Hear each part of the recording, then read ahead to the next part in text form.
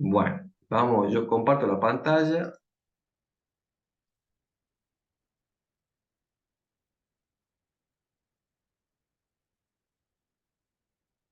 Acomodo un poco acá.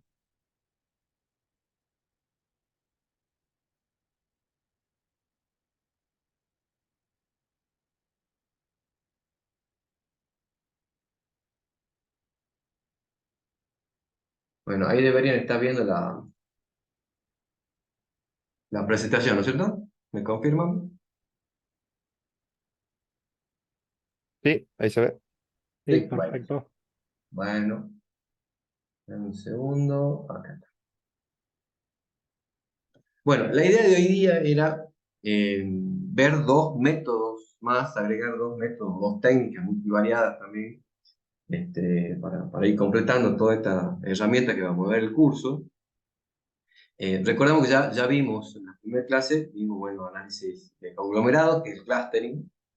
Después con Einer vieron escalamiento multidimensional y vieron regresión múltiple, ¿sí? Bueno, hoy la idea es ver análisis discriminante, que es otra técnica, y regresión logística, ¿sí? Si nosotros vamos a ver a dónde estamos, acá yo tengo las disciplinas anteriores, a ver si voy a... Acuérdense que habíamos visto unas clasificaciones en cuanto a las técnicas. Acá. Eh, Análisis discriminante y regresión logística estarían dentro de métodos de dependencia cuando la dependiente, la variable dependiente, la que yo quiero, digamos, estimar, no es métrica, es decir, no es cuantitativa, sino que es categórica, ¿sí? Por otro lado, fíjense que análisis discriminante en la otra clasificación está dentro de los métodos de clasificación, ¿sí? Clasificación. Entonces, en realidad, entonces, lo que vamos a ver son dos técnicas que vamos a usarlas para clasificar y están dentro de esta cuestión de pensar en una variable que es dependiente y variables independientes, tal que yo pueda explicar de alguna forma la relación que hay entre ese grupo de variables independientes con la variable dependiente que yo quiero estimar, ¿sí? Bueno, aquí llegamos. Entonces, un análisis discriminante dice es un método multivariado que se utiliza para explicar la pertenencia de distintos individuos a grupos o poblaciones alternativas a partir de un conjunto de valores que se describen. Fíjense que acá hay una diferencia con el método anterior que vimos, que es clustering. Porque yo en clustering, cuando hago análisis de conglomerados, yo lo que trabajo es am, tratando de ver si en un grupo de individuos yo puedo armar grupos, ¿sí? Yo puedo armar grupitos o agruparlos a esos individuos, y esas agrupaciones se hacen en función a las distancias o a las similaridades de esos individuos entre sí, ¿sí? Entonces yo parto de la idea de que yo no sé cuáles son los grupos, ¿sí? Y en función a las características de esos individuos voy a armar eso. ¿Sí? Bueno, en este análisis discriminante lo que se hace es, yo a los grupos ya los tengo armados, ¿sí? Entonces yo sé qué individuos pertenecen a cada grupo, y lo que yo me pregunto es, digamos, ante la aparición de un nuevo individuo, ¿sí? ¿A qué grupo le correspondería entrar? ¿Sí? Obviamente de acuerdo a sus características, de acuerdo a las características que hay o pertenecen a los individuos que ya están en esos grupos, ¿tá? Entonces, la idea sería, digamos, la forma o el objetivo de este análisis discriminante, si bien es parecido al análisis de conglomerado, pero es parte de otro punto de vista, ¿sí? Entonces, aparte dice, cada individuo puede pertenecer a un solo grupo. Si yo a ese individuo nuevo que quiero ver a qué grupo va a pertenecer, yo voy a decir, bueno, pertenece a un grupo o a otro, pero no va a poder pertenecer a dos grupos al mismo tiempo, ¿sí? Por otro lado, dice, cada grupo se introduce en el análisis a través de una variable categórica, o sea, una variable dependiente en este caso, que toma tantos valores como grupos existentes. O sea que la variable que yo voy a estimar, ¿sí? La categórica, esta que decimos no métrica, que yo quiero estimar, va a ser el grupo, ¿sí? El grupo que yo determine o tenga previamente determinado. Yo puedo tener un conjunto de datos agrupado en dos grupos, en tres, en cuatro o en más grupos, ¿sí? Entonces yo al individuo que entra, yo tengo que decir, bueno, según su característica, ¿a cuál grupo lo mando? ¿Cuál sería su grupo? ¿Tá? Em, Ahora, las variables dice que se utilizan para clasificar, se denominan clasificadoras o explicativas, ¿sí? Y este término explicativas es, digamos, es muy parecido a los términos que ya vieron en regresión múltiple, ¿sí? ¿Se acuerdan que en regresión múltiple teníamos las X, esas variables que eran explicativas o predictores de la variable Y? Bueno, acá también hay esas variables explicativas que en este caso lo que hacen es describir las características de los individuos de cada uno de los grupos. Por otro lado, esta técnica de análisis discriminante tiene fines explicativos y fines predictivos. Explicativos en el sentido de que yo tengo que ver de por qué estoy mandando a ese individuo a un grupo determinado, y predictivo porque yo voy a predecir el grupo al cual pertenece ese individuo, ¿sí? Entonces yo voy a cumplir con esos dos objetivos al mismo tiempo. Bueno, este análisis discriminante, eh, en cuanto a la matemática que lleva por atrás, digamos, tiene una fuerte, digamos, influencia de los supuestos teóricos. O sea, para que este método tenga buen resultado, tiene supuestos matemáticos teóricos que se tienen que cumplir y que yo debería verificar, ¿no es cierto?, para poder aplicar este método. Esos requerimientos supuestos son bastante restrictivos, son bastante, digamos, requerimientos bastante difíciles de encontrar, porque dice, yo tengo que tener como supuesto la homocedasticidad, esta palabra rara, homocedasticidad, hace referencia, dice que los grupos tienen que tener la misma matriz de covarianza, es decir, todos los grupos, los individuos que están en el grupo, deberían estar relacionados de la misma manera en cada grupo. Por otro lado, tiene que haber normalidad multivariante, ¿sí?, en cada grupo. Esto, a ver, para los que no tienen mucha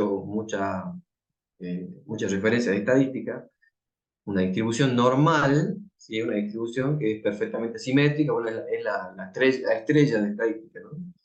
Bueno, acá la normal multivariada es otra distribución que lo que, digamos, requiere es que las distribuciones conjuntas de las variables sean normales. No que cada variable se distribuya normal, sino que en conjunto, todas las variables que yo tenga en cuenta en el análisis se distribuyan normales multivariadas, por lo cual es una restricción bastante alta.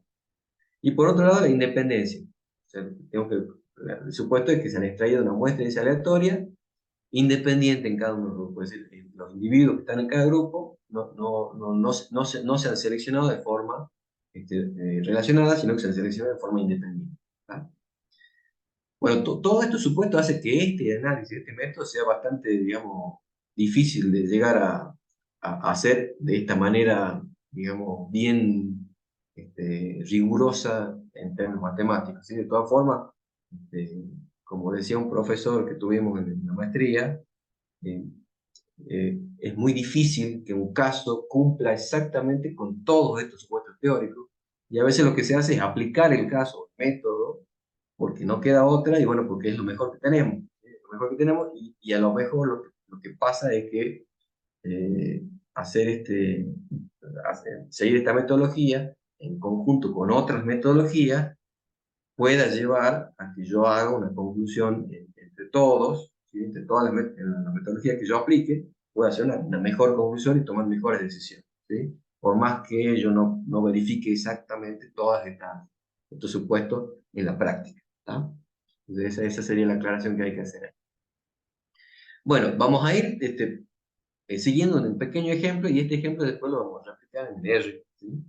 Dice, vamos a empezar con la situación más sencilla, como para ir viendo cómo funciona el método, ¿sí? Dice, vamos a empezar con dos grupos. Si yo tengo una situación en la cual mis individuos están categorizados, ya agrupados en dos grupos de tipos, ¿sí? El ejemplo de aplicación se llama análisis de préstamos. dice, cuando un préstamo, entidad bancaria otorga un préstamo, cuando un banco, perdón, una entidad financiera otorga un préstamo, se enfrenta a la posibilidad de recuperarlo o no recuperarlo. Entonces, se consideran dos grupos de clientes, están los cumplidores y los incobrables.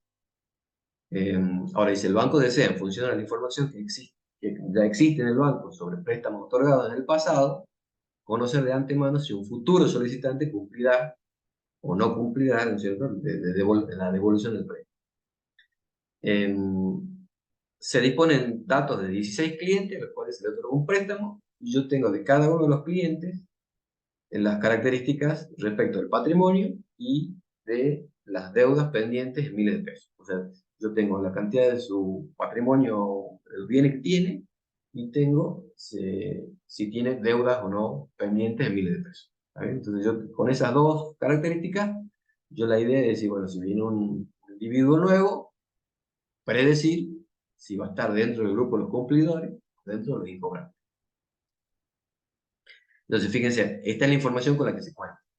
Acá en esta parte están los incobrables, el grupo 1, ¿sí? Y en esta parte los cumplidores, el grupo 2. Tengo 8 clientes, perdón, tengo los 16 clientes acá, tengo 8 y 8. Tengo los datos respecto del patrimonio neto de cada cliente y tengo los datos de la deuda de cada cliente. Deuda pendiente, de cuánto da deuda de otra deuda que tenga, ¿sí? Acá lo que se hizo fue calcular, bueno, este total es la suma de todos los valores, pero acá lo más importante es la media, ¿sí? Yo voy a calcular el promedio, porque esto va a servir promedio 5 acá, o sea que en el grupo de los incobrables, en promedio tienen 5, el valor del patrimonio es 5. ¿Sí? Y en el grupo de los cumplidores, el valor promedio del patrimonio es 9. Entonces que acá la idea sería pensar, bueno, los que me cumplen son aquellos que tienen más bienes en su nombre, sería algo lógico. Y en cuanto a las deudas, sería, si fíjense, los incobrables tienen una deuda pendiente de 5 en promedio, y los cumplidores de 3.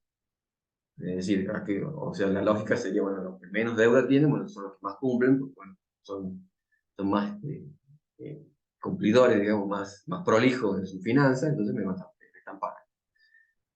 Entonces, esta es la información con la cual se parte, ¿no es cierto? Entonces, la idea sería, bueno, si viene alguien y yo le pregunto, ¿cuánto tenés de patrimonio y cuánto tenés de deuda? Yo lo tendría que poder clasificar ya antes de que yo le haga el préstamo si me va a cumplir o no. Bueno, el análisis inicia como para que uno empiece a entender el tema. Dice, si solo consideramos la variable patrimonio neto, ¿sí? Este método asigna un punto de corte, que se llama punto de corte discriminante, y que le da nombre C. Porque yo tengo que, digamos, el método lo que hace es dar un valor tal que si yo estoy por abajo de ese valor o por arriba, voy a pertenecer a un grupo u otro, ¿sí? Ese valor sería, este que está acá, el C, se calcula haciendo la media del grupo 1 de la variable que yo tome. Por ejemplo, si vamos a empezar con la variable patrimonio neto, y acá, a ver, vamos a empezar analizando una sola variable, considerando como si tuviéramos una, ¿sí? Pero solamente para simplificar el análisis, después vamos a agregar y vamos a llegar a K variables. Yo voy a tener, acuérdense que acá tengo un análisis multivariable.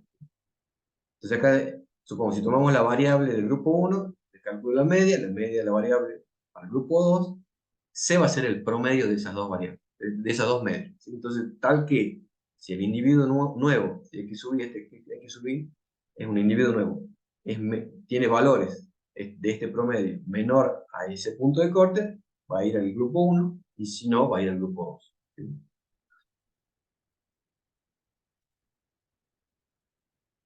Entonces, uno lo podría ver desde el punto de vista estadístico como si fueran distribuciones, ¿sí? Distribuciones de frecuencia. No sé si están familiarizados con eso, pero digamos, yo acá tengo la variable, ¿sí? Y acá arriba dice la distribución de frecuencia, es decir, la cantidad, ¿sí? Sería la cantidad de valores que yo tengo entre esos datos.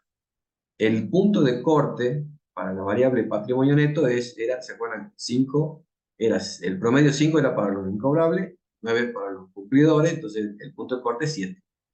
Básicamente lo que estamos haciendo es pensar que tengo dos distribuciones estas dos distribuciones, y acá, este sería la distribución del grupo 2, ¿viste? De los cumplidores, y esta es la distribución del grupo 1, de los incobrables. Acá dice insolvente, por lo mismo. Entonces tengo los valores de media, acá, media de los cumplidores, la media de los incobrables, y el punto de corte sería este, ¿sí? Que es el promedio de esos valores. Entonces, fíjense, si yo establezco como punto de corte este que está acá, yo, si no hubieran solapamientos, si no hubieran solapamientos en los valores, el punto de corte me dividiría exactamente en los dos grupos. Ahora, como hay solapamiento, y fíjense, si acá es este punto de corte 7, yo, según esta regla, yo lo que debería hacer es, bueno, si eh, el valor de patrimonio neto es menor a 7, lo ubicaría en el grupo de los insolventes, y si el valor es mayor a 7, en el grupo de los solventes, ¿sí? Esa sería la regla, la primera regla que podríamos aplicar acá. Pero ahora, ¿qué pasa? Fíjense, voy a ver acá, parece que el grupo, perdón, el grupo, veamos los valores, borro acá,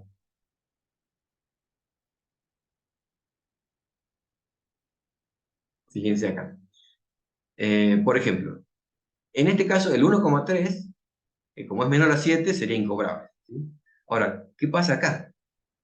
Hay uno que tiene 7,1. Yo, de acuerdo a la regla, decíamos, bueno, si es menor a 7, es incobrable. Ahora, si es mayor a 7, sería cumplidor.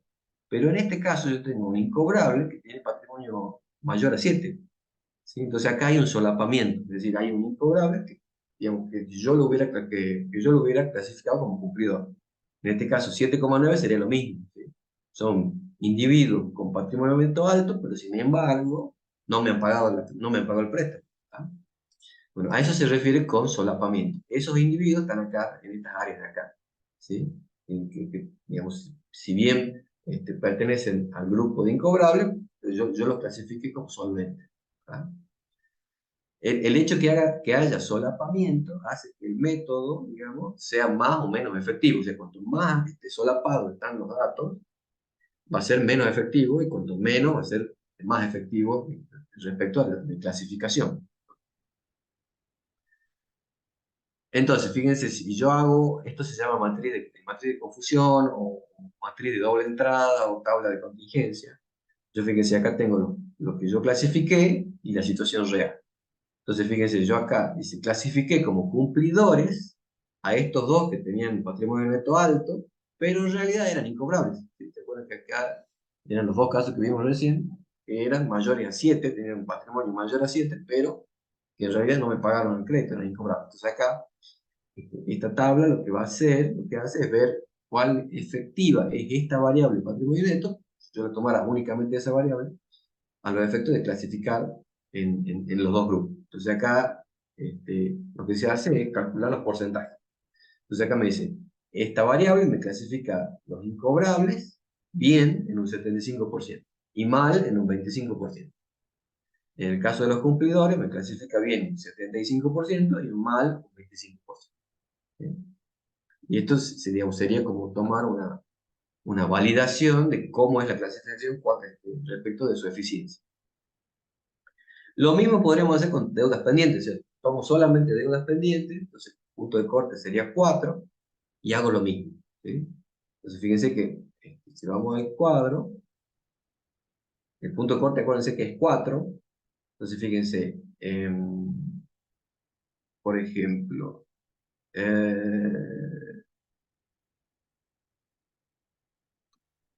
acá, estaba viendo el otro columna.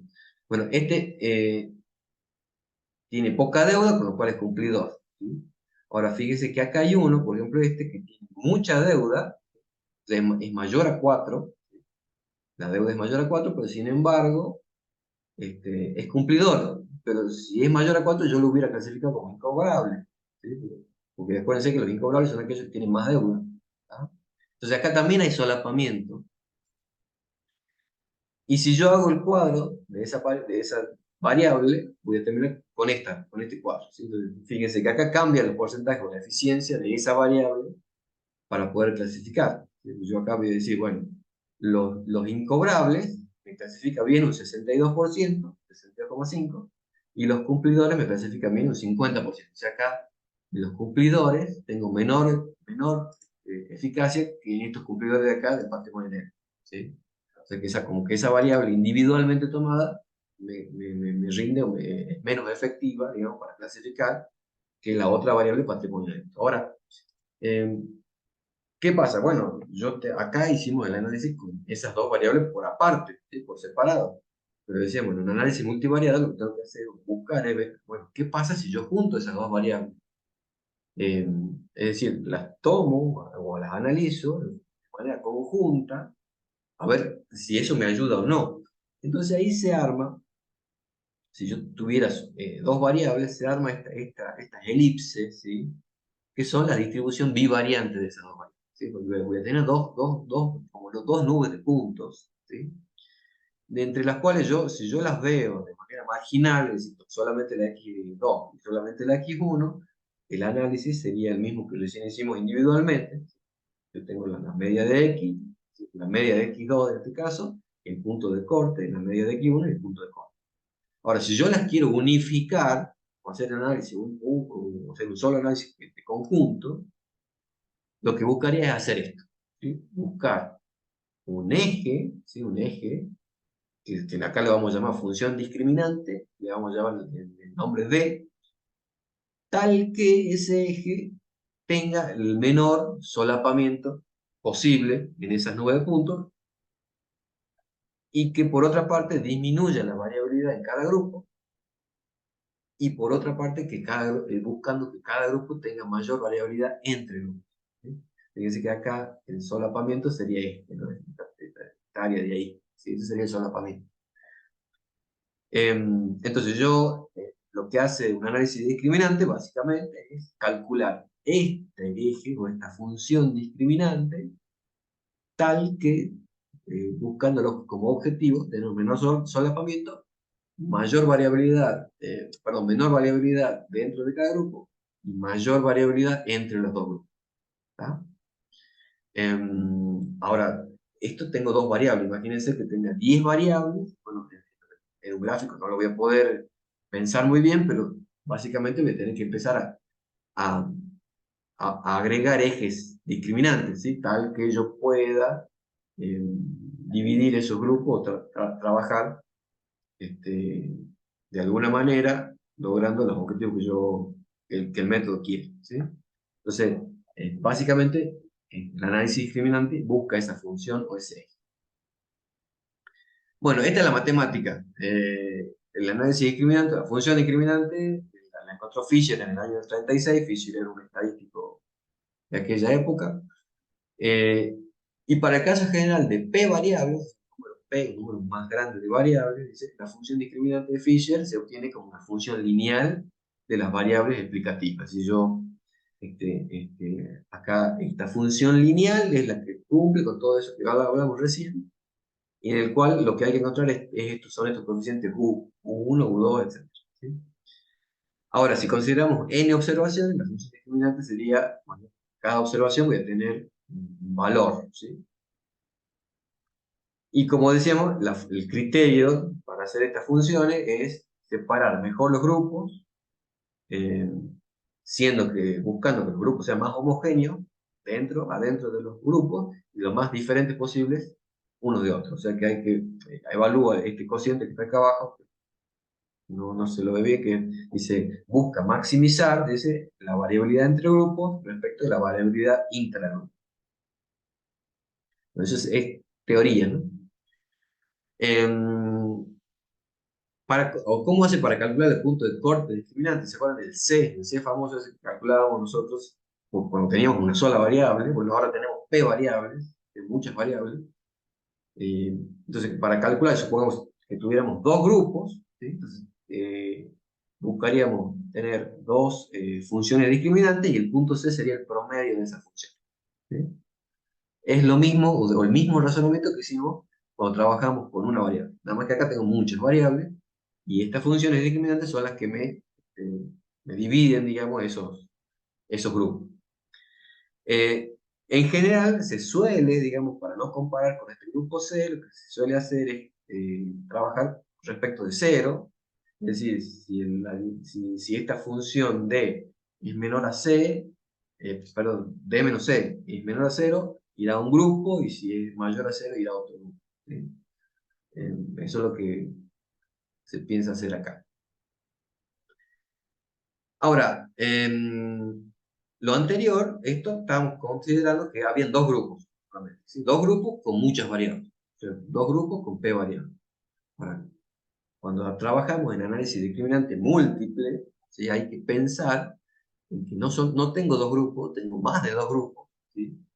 Tengo G grupos, eh, tal que yo voy a tener, dice, el número máximo de ejes discriminantes que yo voy a tener, dice, es el valor mínimo entre G-1 y K. Pero acuérdense que G-1 es la cantidad de grupos menos 1 y K es la cantidad de variables explicativas que yo tengo. ¿Ah?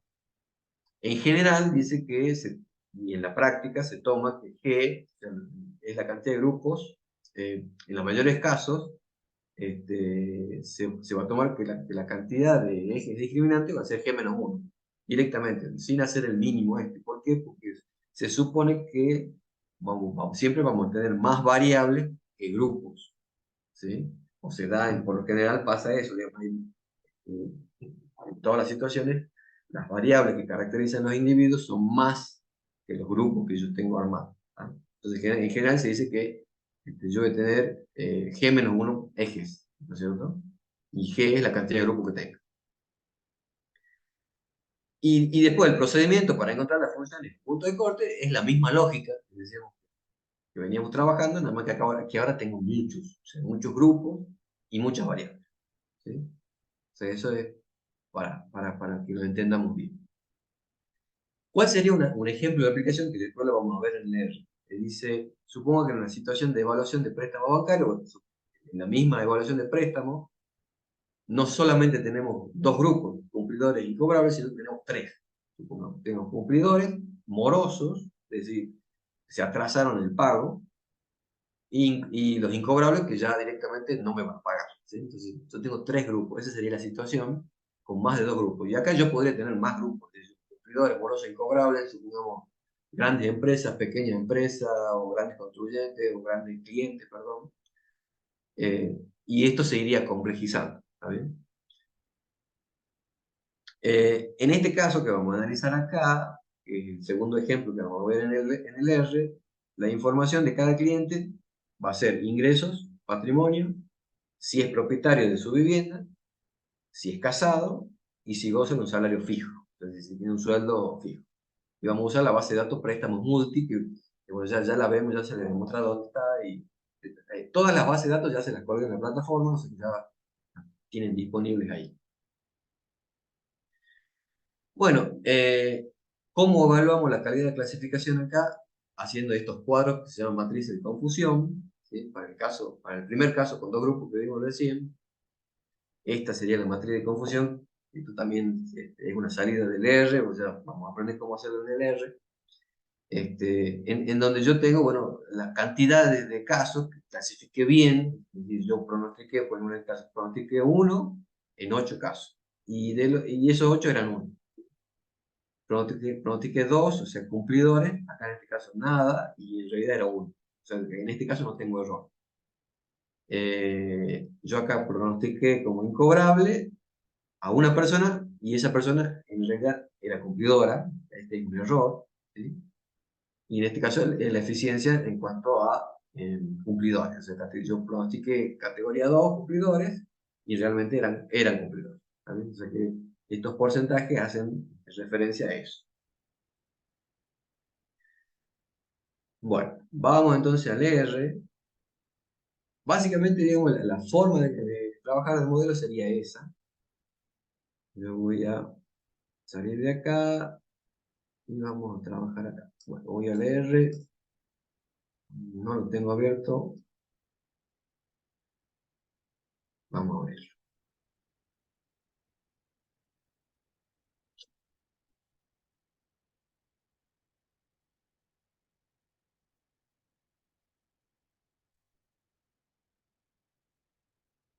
Bueno, lo primero, espera un poquito que oculto los paneles para que no me... Primero sería ir a Session, elegimos el directorio que, bueno, que están los archivos, acuérdense que eso es lo primero que hay que hacer. Yo tengo un camino medio largo, pero llegamos. Ahí está, elegí el módulo. Bueno, acá, acuérdense que acá en Files, en esta carpetita de acá, ahí me van a aparecer todos los archivos que tengo en esa carpeta y son los que vamos a usar. El script se llama script préstamos, y lo vamos a dar de alta ahí. Ahí lo tienen que estar viendo. Bueno, análisis discriminante. Primero borro todo de la memoria, base inicial. Eh, bueno, en esto vamos a ocupar estos paquetes. Antes de levantar, ¿cierto? Yo trato de levantar todos los paquetes primero. El paquete más, este paquete más es el que tiene la función para realizar el análisis. Después ya voy a ver que la función se llama, el comando es LDA. Entonces hay que darle, bajar el paquete más. Después, el siguiente paquete que use acá es este que se llama clar, que es para hacer el gráfico, para hacer un gráfico de este análisis discriminante. Después, tuve que usar el paquete plir, que es básicamente para operar con algunas tablas y siempre se opera con tablas cuando quiero hacer la matriz de confusión. Entonces, básicamente para eso. Y el paquete gmodels, que es otra forma para trabajar también para obtener la matriz de confusión. ¿Sí? Hay alternativas. Nosotros acá en el R hay varias formas de hacer lo mismo. ¿Sí? Acá le voy a ir dando de alta la librería. Bueno. A ver, por supuesto que yo les aclaro, yo cuando armé este script, ¿sí? Yo ya no tenía predeterminado qué es cuáles son los paquetes que yo iba a usar, ¿no? O sea, esto que yo le pongo acá es porque yo ya lo pensé y porque ya quise hacer algo, no sabía cómo hacerlo, investigué cómo se hacía y bueno, esa investigación me dio como fruto que bueno, tenía que usar estos paquetes. O sea que básicamente la forma de trabajar con él es siempre la misma. O sea, no es que yo de antemano sé qué es lo que voy a usar y qué no, salvo que ya lo tenga armado o algo así, digamos. Pero si es que yo estoy empezando a hacer cosas, en general lo que voy a hacer es investigar, ir viendo a ver de qué manera hago lo que tengo que hacer. Bueno, levanto los datos, yo en la base de datos es esta préstamos, yo voy por acá, import data file, que es el primer caso que vimos. Bueno, acá está, este es el primer caso sencillo donde tenía patrimonio neto, deudas y situación. ¿Sí? Es decir, si era incobrable o no. Bueno, esta parte, bueno, es para ver la estructura, lo mismo de siempre. Lo que sí le aclaro, a esta opción, fíjense, yo les pongo acá, me parece interesante, para que sepan, este comando elimina la notación científica. ¿Se acuerdan que en algunos casos el R lo que hace es poner números, tienen muchos decimales en notación científica, con el más y con la E, y 10 elevado a la tanto, ¿sí? Por ahí eso dificulta un poco la lectura, entonces esta opción CPEN igual 999 quita esa notación científica y te la pone con valores normales. Yo acá no lo ocupé, no lo tuve que ocupar, pero bueno, yo lo pongo para que lo sepan. Bueno, lo primero que hice acá fue convertir en factor la columna situación. Fíjense que acá situación tengo numérico, ¿sí? Entonces yo voy a convertirlo en factor, porque voy a necesitar que sea un factor. Entonces le digo que la columna de la base préstamo, que se llama situación, que es préstamo peso situación, la convierta en factor. Y le doy los niveles que tiene que tener y le doy los nombres de esos niveles. ¿Sí? Bueno, corramos ahí ya lo convierte en factor. Si yo veo la estructura, le hago el str, fíjense que acá ya me dice que es un factor. ¿Sí? Ya no es numérico, sino que es factor. De ahí tengo, primero lo que vamos a hacer es graficar los datos. Voy a hacer un plot, voy a graficar la columna de la variable deudas y la columna de la variable patrimonio neto. Y le voy a poner distintos colores a los puntitos, ¿sí? Este que dice call igual if else. If else es la condición, si préstamo, le puse acá, si préstamo, si la situación es incobrable, que el puntito sea rojo, y si no, que sea azul. ¿Sí? Este PSH es el tipo de punto, y el main es el título. ¿Sí? Entonces, si yo hago eso, me larga este gráfico. Fíjense. Entonces, esto es visualizar los individuos. ¿Sí? Yo estoy visualizando acá, los rojos son los que están los incobrables, los azules los cumplidores. ¿Sí? Em, Fíjense que, como este caso, digamos, es un caso ya previamente armado en un libro, están los grupos bien separados, salvo este valor de acá. ¿Sí? Este valor de acá es el valor que digamos, si yo dividiría estos dos grupos por una línea acá, a este valor yo lo clasificaría como incobrable, pero en realidad es cumplidor. ¿Está bien? Entonces, fíjense cómo acá ya se previsualiza más o menos cuál va a ser la solución. Bueno, calculo la función discriminante. Vamos a calcular entonces ahora el modelo en sí. Yo acá le voy a decir, bueno, armame un objeto que se llama fit. Siempre en todos los libros se usa ese objeto. El fit es el ajuste, ¿sí? El fit o el modelo, ¿sí? Por eso que generalmente se usa ese fit. Yo acá le podría haber puesto modelo 1 o modelo de regresión o algo así, ¿no? Perdón, modelo de discriminante o algo así.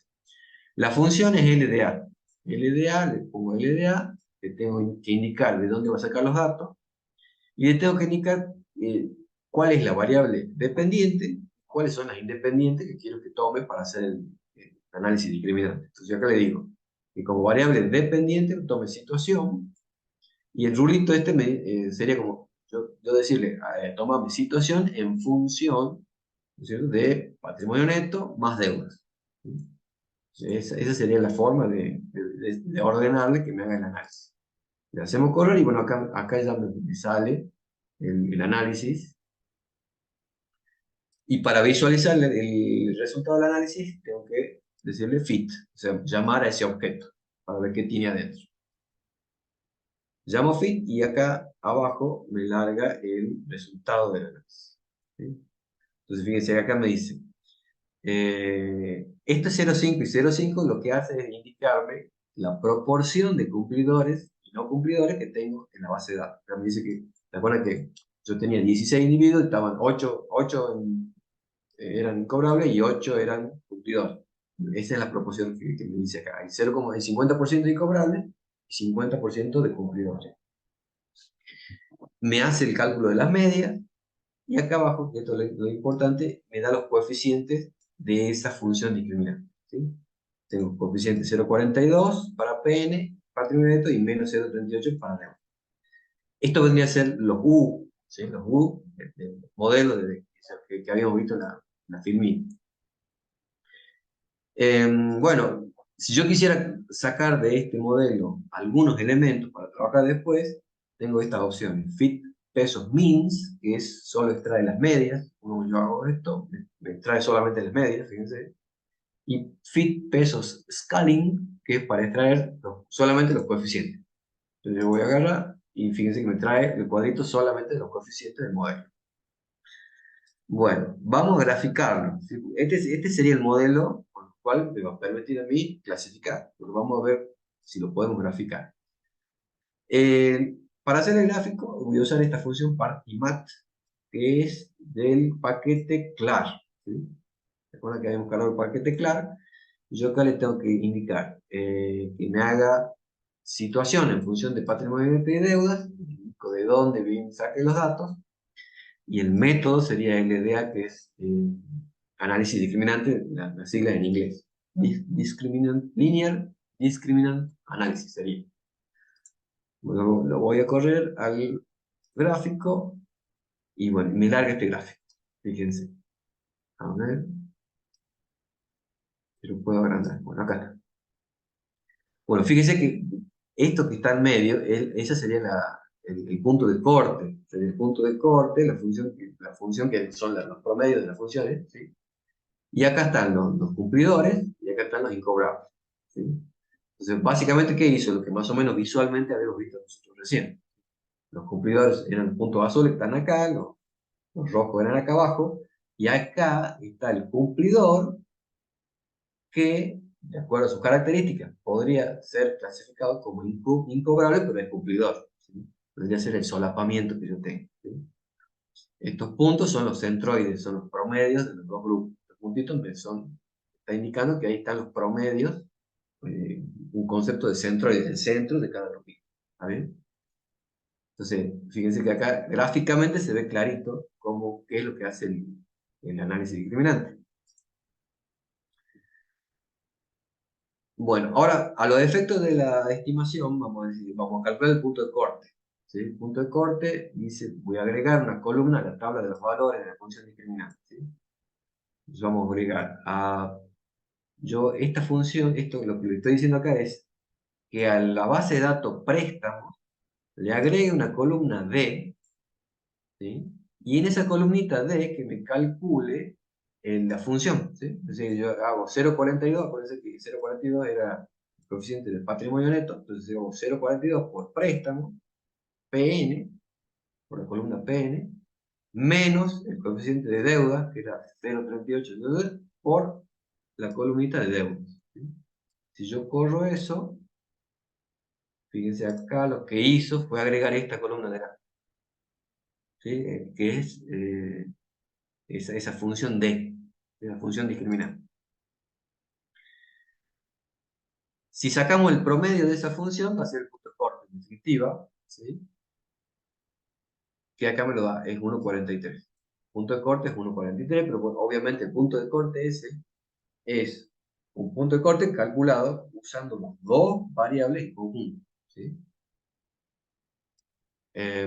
Otra forma de calcular el punto de corte, acá yo voy a usar el comando tapply, que es para armar una tabla con los valores de D y los valores de situación y su media, ¿sí? Voy a hacer o sea, acá lo que quiero hacer es calcular a mano ese punto de corte, ¿sí? Entonces, si yo hago eso, yo voy a tener los promedios de cada grupo. ¿Y se acuerdan que yo cuando trabajamos con una sola variable hacía promedio de un grupo, promedio del otro, y para calcular el punto de corte promediaba esos promedios? Entonces, bueno, acá tengo los primeros promedios, y acá sería el promedio de esos dos valores, y acá lo llamo, y llego al 1,43, ¿sí?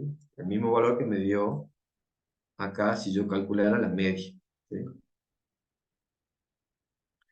Bueno, evaluamos la calidad de la clasificación con la matriz de confusión. ¿Cómo armamos la matriz de confusión acá? Yo primero lo que voy a hacer es, a la columna, voy a armar una columna que diga, a la base de datos préstamo le agrego una columna que la voy a llamar sit.pre, o sea, situación estimada o predicha o pronosticada, ¿sí? Y a esa situación le voy a dar que calcule en esa columna eh, si la columna D es menor a C, que le ponga 1, y si es mayor a C, que le ponga 2. O sea que, básicamente, que estime el grupo de cada individuo. Voy así, lo hago correr. Fíjense que ahora si voy a préstamo, me agrego esta columnita, ¿sí? O sea que esta columna es lo que yo predije, ¿no es cierto?, de acuerdo al modelo, a qué situación va, ¿sí? Lo convierto a esa columna, la convierto en factor, ¿sí? Para poder trabajarla bien, la tengo que convertir en factor, y armo la matriz de confusión con estos dos objetos que voy a usar. Voy a armar una tabla con el comando table, voy a hacer como caso real la situación real, digamos, ¿sí? Y como los estimados, esa columna SITPRE, la columnita de la estimación que yo armé. Y me da esta situación de acá, ¿sí? Este cuadrito, ¿sí? Fíjense que ahí está diciendo, bueno, que hay uno solo, que es ese punto C que está acá en el gráfico, que es que yo lo predije como incobrable, pero que en realidad es cumplidor. Es un error, el error que tiene mi modelo. Ahora, ¿cómo hago para estimar para un nuevo individuo? Yo digo, bueno, supongamos, yo agrego dos individuos, datos de dos individuos. Un individuo va a tener patrimonio neto de 10,1 y el otro de 9,7. Y va a tener, el primero va a tener 6,8 de deuda y 2,2 de deuda. ¿Sí? Entonces le doy valores al patrimonio neto y al deuda. O sea que yo a un objeto le doy esos valores y al otro objeto deudas le doy los valores de deuda. Y con eso armo una tablita que le llamo nuevos casos. ¿Sí? Y le digo que en el objeto nuevos casos me haga un data frame, que es un cuadro, con patrimonio neto y deuda. Si lo hago, a ver, acá algo pasó.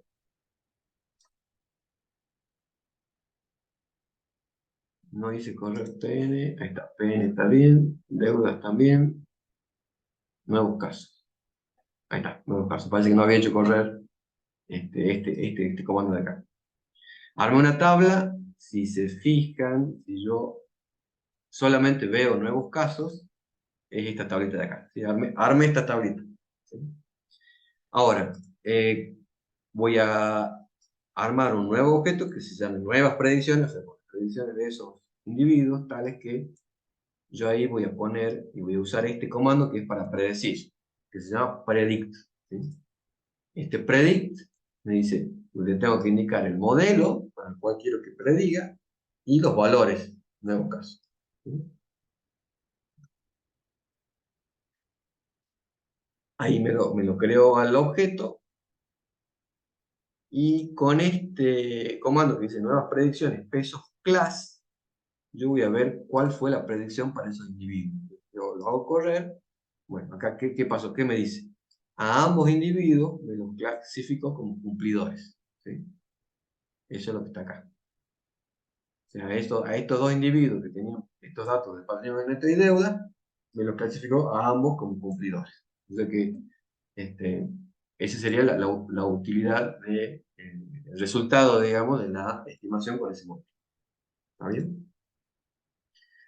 Bueno, ahora ese sería el análisis, ¿no es cierto?, para cuando tengo dos grupos. ¿Sí?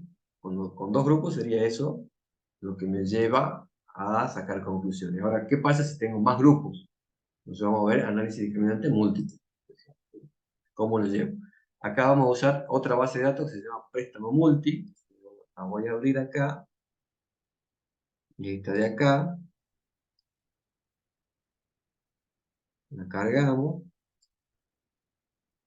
Fíjese, la pipiemos un poquito. Acá tengo el cliente, la categoría, esta es la categoría que me va a interesar predecir, el grupo, digamos, el ingreso, patrimonio neto, si es propietario de vivienda, si está casado y si tiene salario fijo. Fíjense que estas variables son binarias y estas son numéricas. Y la categoría, fíjense que tengo categorías 1, categorías 2 y categorías 3. ¿Sí? ¿Se acuerdan que la 1 era cumplidor, moroso, incobrable? ¿Sí? Tres categorías. Entonces, entre esas tres categorías tengo estos clientes. Tengo un total de 25 clientes. Son los datos que tengo. Bueno, vamos a calcular las funciones discriminantes de Fisher. Yo acá, para diferenciar el objeto, puse fit.m, fit.múltiple, ¿sí? El ajuste múltiple. El comando es LDA, el mismo. Y yo le tengo que dar en la base de datos, acá le cambio por préstamo multi, y que le digo que el análisis lo haga tomando en cuenta la categoría en función al ingreso, patrimonio neto, propietario de vivienda, casado y salario fijo. ¿Sí? Si hacemos correr eso, vamos a visualizar el resultado. Y acá está. Fíjense, acá están los coeficientes. Perdón. Ahí. Fíjense, acá está primero las proporciones de cada grupo. Que antes era 50 y 50, ahora tengo 52 en el grupo 1, 28 en el 2 y 20 en el 3. Las medias de las variables, de cada una de las variables para los tres grupos. ¿Sí? Y los coeficientes de la función discriminante. ¿Está bien? Ahora, lo mismo, si yo quiero extraer solo las medias, voy a extraer el comando, extrae solamente el conjunto de medias, que son centroides, ¿sí? recuerdan los centroides que yo vi en el gráfico, serían estas medias. Y si quiero trabajar solamente con los coeficientes, el peso es scaling, el peso es scaling, y me trae solamente los coeficientes eh, de esas funciones discriminantes. Bueno, ahora, ¿cómo hacemos para graficar el modelo? Y acá, a partir de que tenga más grupos, el gráfico se hace más complejo, ¿sí? Porque bueno, va a tener que tener muchas más características, y a su vez ya no va a ser una sola función, ¿sí? Voy a trabajar capaz con muchas funciones para discriminar bien el grupo. Entonces voy a armar nuevas columnas, voy a decir, bueno, esta parte, toda esta parte voy a replicar la base de datos para poder armar el gráfico, ¿sí? Básicamente voy a replicar los grupos, ¿sí?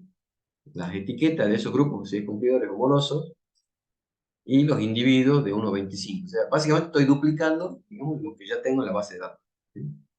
¿Por qué? Porque eso voy a necesitar trabajar con cada uno por aparte. Entonces voy a armar un objeto que sea datos.gráfico, o sea, un objeto que va a tener los datos que voy a usar en el gráfico. Y acá voy a armar una tabla que tenga como base de datos préstamos múltiples, grupo, etiqueta, individuo, y les pongo estos elementos. ¿Qué es estos elementos? Fíjense, estos elementos que están acá son los coeficientes. Si yo corro solamente esta partecita, son los coeficientes de, vendría a ser esta parte de acá, ¿sí? Son estos coeficientes, cada uno de esos. Y el otro sería la otra parte, ¿sí? Entonces ahí lo que estoy armando es un cuadro que tenga esos datos. Fíjense, acá en préstamo múltiple y acá,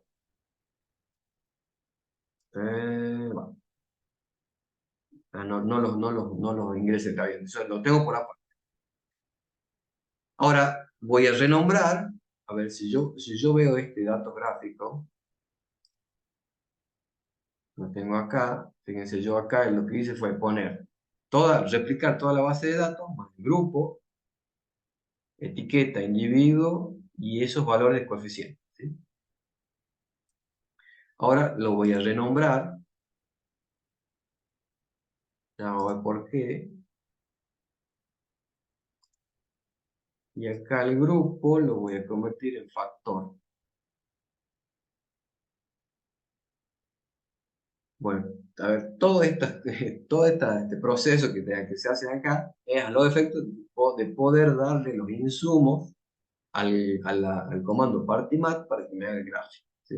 Porque el partymat le tengo que dar las funciones discriminantes por separado, ¿sí? Los coeficientes por separado, el grupo por separado, y le tengo que indicar el método. Entonces, si yo hago eso, corremos ahora partymat, y ahí me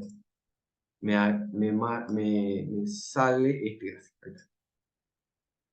Fíjense, acá hay dos, yo tengo tres grupos, por lo cual tengo G-1 funciones de discriminación, son dos funciones discriminantes, y acá están los grupos, o sea, está el grupo 1, el grupo 2 y el grupo 3. Y fíjense que hay solapamiento, ¿sí? Por ejemplo, estos son eh, individuos que son del grupo 2, pero que el modelo me lo clasifica como grupo 1, ¿sí? En este caso tengo un individuo que era del grupo 3, pero lo clasificamos como grupo 1.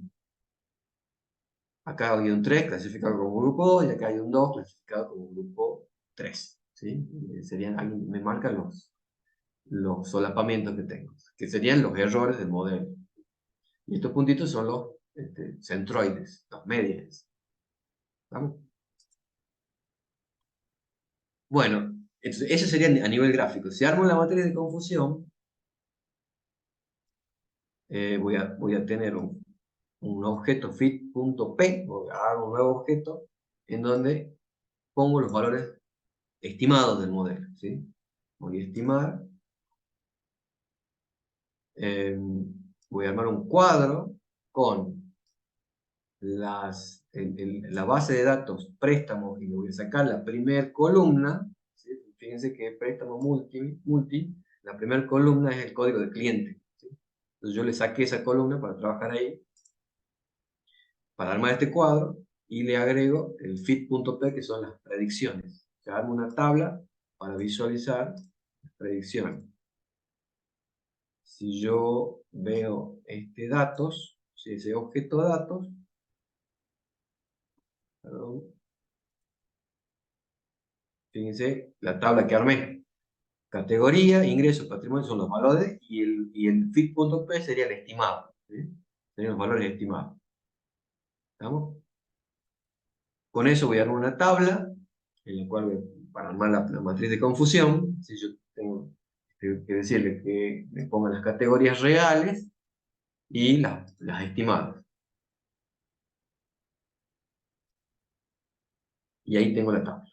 ¿Sí? Ahí tengo la tabla. O sea que acá, fíjense, yo digo, en la clase predicha, acá en la primera fila, y la clase real en la primera columna. ¿Sí? Entonces, ¿qué quiere decir esto? Que si, de los que predije en el grupo 1, eran realmente del grupo 1 13. Y este grupo 1 no tiene errores. ¿Sí? No tiene errores. En cambio, en el grupo 2, yo tengo, yo predije 1 y era 2 en 2 casos. Predije 2 y eran 2 en 4 casos. Predije 3 y eran 2 en un caso. ¿Sí? Que es más o menos lo que vimos en el gráfico. En realidad es lo que vimos en el gráfico. ¿Sí? De acá, lo que se podría hacer es después calcular los porcentajes. ¿Sí? Los porcentajes para ver en qué porcentaje el modelo me está clasificando bien y en cuántos más. Y después tengo esta opción, que es la otra opción, utilizando el paquete Gmodels para armar también la tabla de la matriz esta de confusión, que acá sí me saca los porcentajes. La función es cross table. Yo le tengo que dar los valores reales, que están en préstamo multicategoría, y los valores estimados en datos fit.p. Lo que hice yo, los objetos que yo creé anteriormente. Le dije que me lo redondee a 2 dígitos, y todo esto que dice acá, propc false, propcisc false, propt false, le digo que no me calcule porque esta opción calcula varios porcentajes para hacer otros tipos de análisis. Entonces le dije que no me calcule nada más y que me ponga real y estimado como títulos. ¿Sí? Si yo corro eso, fíjense, bueno, ese comando me hace un cuadro un poco más bonito, digamos. ¿Sí? Fíjense acá. Entonces acá tengo, me da no solamente las cantidades, sino también me da los porcentajes. ¿Sí? Los porcentajes calculados sobre el total. ¿Sí? Sobre el total de las columnas, de las filas, perdón. ¿Sí? Bueno, entonces esa sería la otra manera de evaluar acá el modelo. Y acá lo que tendría que hacer es verificar, bueno, qué porcentaje de calificaciones bien hay, cuáles mal, y bueno, y en función a eso, ver o evaluar la eficiencia del modelo. ¿Tá? Eso es lo que veo. Bueno, eso sería para mostrarles respecto de análisis de discriminante. ¿Está bien? Si quieren, son las 19:08, 7:10. Hagamos un corte ahora y después del corte veamos lo que es regresión logística. ¿Sí? ¿Hagamos eso? Entonces lo espero. Son 7:10. Vamos a hacer 15 minutitos. Serían 7:25. Nos volvemos a ver. Gracias. Está de más decir que me pueden interrumpir en cualquier momento, ¿no? O sea, cualquier consulta que ustedes puedan ir teniendo, levantan la mano o directamente se activan el micrófono. Estamos todos en familia, digamos. Así que no hay problema con eso. Yo voy avanzando y ustedes si quieren pararme en cualquier momento, no hay problema. ¿Sí? Bueno, vamos a compartir pantalla de nuevo. Así seguimos.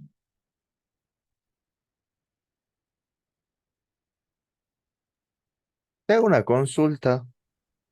¿Sí? Hasta eso, sí. Este, nosotros vimos si los datos tienen una normalidad multivariante. No, ¿no? No, no, O no, sea, no, eso, no. digamos, los Lo que supuestos esos, no vimos si los datos No, tienen un no lo supuesto. vimos. no los vi porque nos íbamos a demorar mucho, porque hay que hacer una serie de pruebas, y son pruebas generalmente, todas son pruebas de hipótesis, ¿sí? Que yo no sé si todos acá tendrán más o menos tendrán presente cómo se opera con la prueba de hipótesis, ¿está bien? Pero sí hay manera, hay muchos métodos que lo que hacen es poder verificar todos esos supuestos. Lo que deberíamos hacer, lo que deberíamos haber hecho es casualmente verificar. ¿Está bien? Entonces sí, está buena la pregunta si hay que hacer. Perfecto, gracias. ¿Puedo Una agregar algo consulta sobre esa, adicional? perdón, puedo agregar algo sobre esa pregunta que me la hicieron una vez en un congreso el mes pasado que estaba dando? La mayoría de los datos normalmente cuando se les aplica el análisis de normalidad multivariante es como que los datos reales, y eso nos explicaba también el profesor con el que cursamos con Miguel en la maestría, no se da, o sea, no se aplica. ¿Ah? Entonces, es como uno de los supuestos para poder aplicar después las técnicas, como que haya, pero en la realidad uno tiene el conjunto de datos y le pueden aplicar o no las pruebas de normalidad multivariante, que hay varios comandos y todo, pero si no se da, listo, digan, hacen la aclaración y dicen, "A ver, no se dio", y siguen avanzando. Y luego analizan con los resultados los niveles de confianza que pueden llegar a tener en las conclusiones. Eso más que nada. ¿Sí? Gracias. Sí, no sé si había otra pregunta por ahí, o era esa, no sé. Sí, era eso básicamente de lo que comentó el profe, que muchos, digamos, todos estos métodos para averiguar si se distribuye normalidad multivariante están los comandos, pero claro, es como él dice, avanzamos con la confianza que, que suponemos, que demostramos y a partir de ahí seguimos el análisis. Exacto, sí, sí.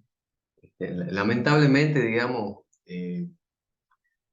yo creo que no existe ninguna situación que cumpla a rajatabla con todos los supuestos, ¿no? Yo creo que en la parte estadística siempre corremos con ese riesgo de poder equivocarnos, pero es lo que tenemos, digamos, ¿no? Es lo que podemos hacer también.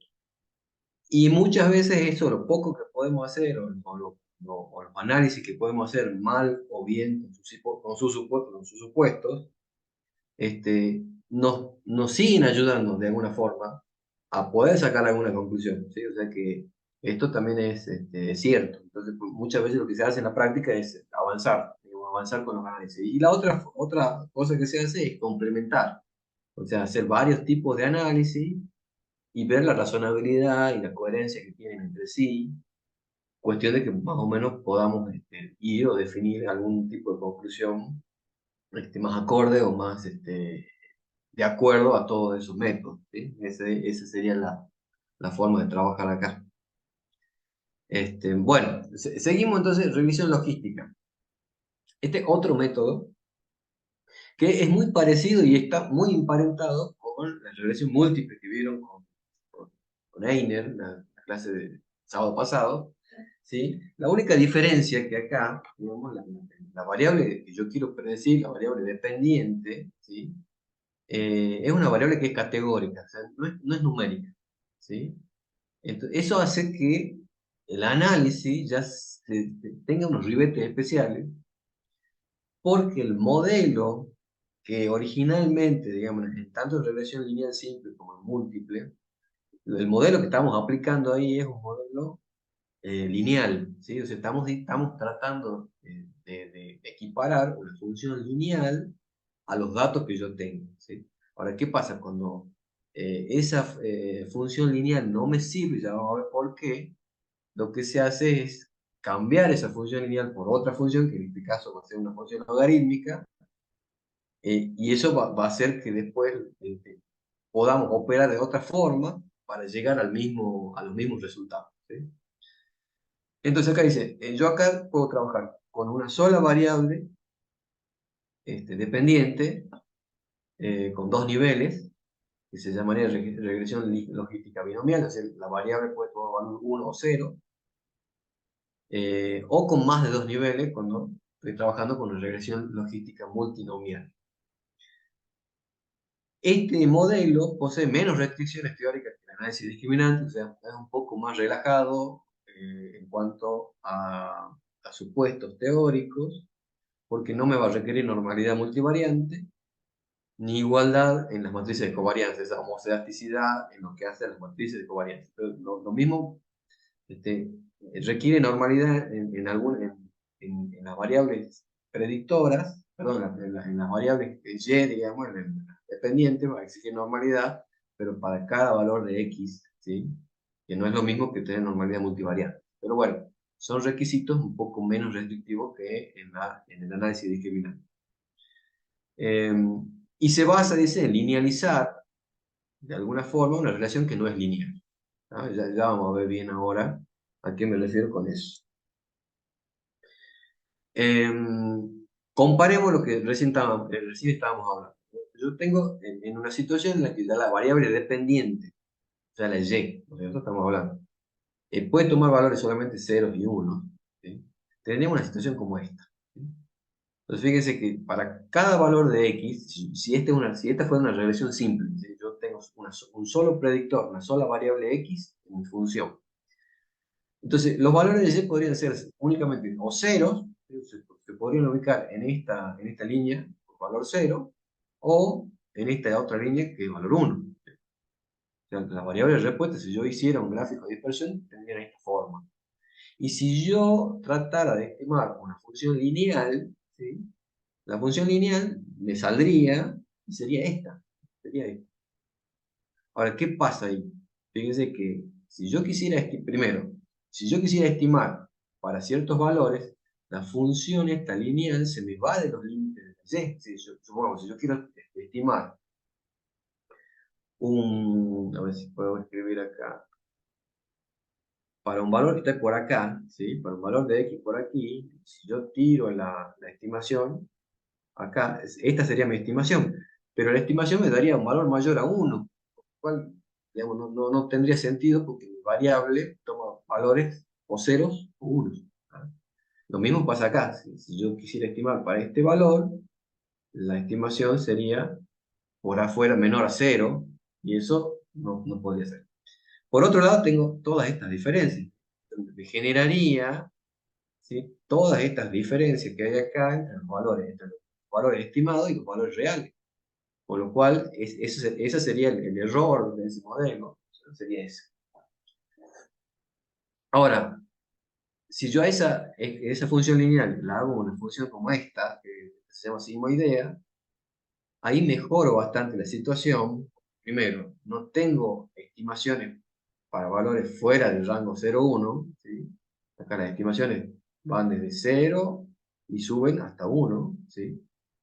Y por otro lado, fíjense, estas distancias que hay acá, bueno, gráficamente se ve que son menores. O sea, yo estoy reduciendo el error ahí. Con lo cual este modelo, los errores de una regresión logística pues, son mejores, son menores que si yo aplicara una regresión lineal cuando tengo una variable dependiente que sea categórica o binaria. Bueno, entonces esa es más o menos el porqué de que caemos en regresión logística. La matemática, en una regresión lineal múltiple, ya vieron este es el modelo, que ya vieron Nainer, ¿sí? Entonces yo tengo todas las X son los valores, las variables explicativas que me vienen a querer ayudar a estimar Y, ¿sí? Y los betas son los coeficientes de las pendientes parciales, ¿sí? Las pendientes de cada valor de la variable X, y ahí bueno, hay un error ahí de estimación, ¿sí? Un error en cuanto al modelo. La regresión lineal múltiple predice los valores de Y para dados algunos valores de X.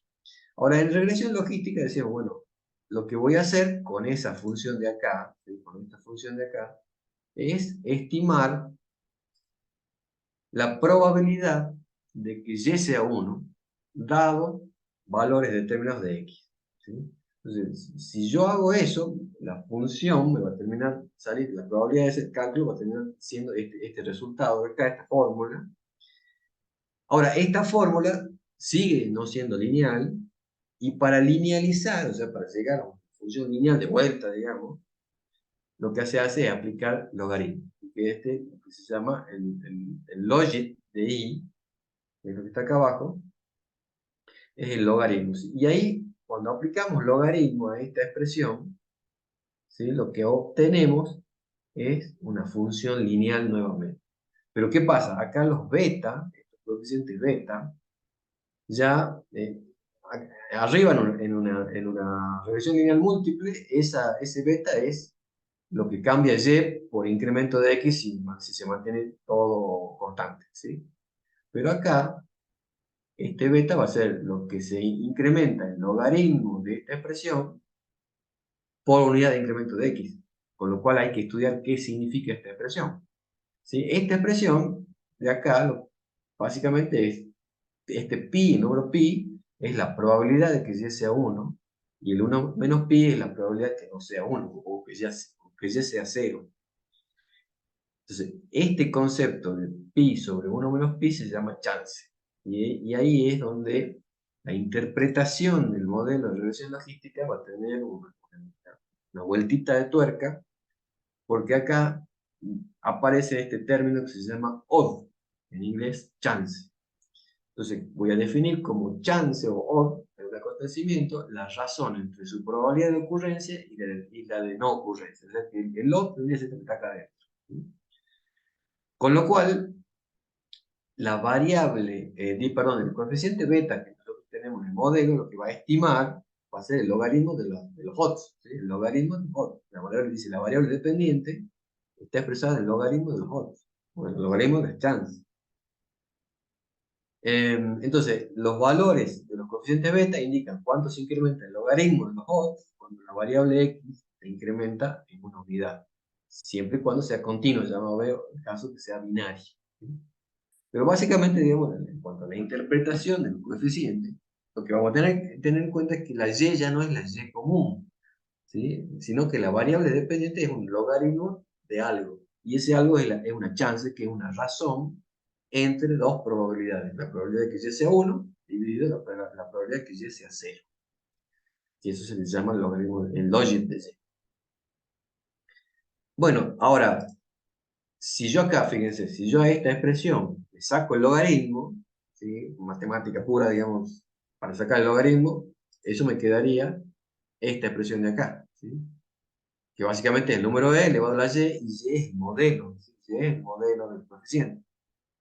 Entonces, acá vamos a decir, el e elevado a beta, o sea, si yo hago el exponencial de los coeficientes, o sea, al número e, que es la base del logaritmo, lo llevo o le hago potencia con los valores de los coeficientes, eso va a ser odds, se lo va a llamar odds ratio, o ratio de chances, odds ratio, ¿sí? O ratio de chance. ¿Cómo definimos el odds ratio? O ratio de chance es el factor en que se incrementa el odd o la chance, ¿sí? Cuando la variable independiente de x se incrementa en una unidad y el resto permanece constante. Es decir, que si yo hago e elevado al coeficiente, ¿sí? Voy a tener en cuanto se incrementa, ¿sí? Dice, la chance cuando yo incremento la variable x en una unidad. ¿Ah? Ya lo vamos a llevar esto a la práctica y se entiende un poco mejor cuando interpretemos estos valores con números ya. Pero bueno, fíjense que toda la matemática que está detrás de esto básicamente trabaja así. ¿Sí? Trabaja con o sea, primero aplicamos logaritmo de alguna expresión y después lo volvemos a traer para que esto se haga interpretable, ¿sí?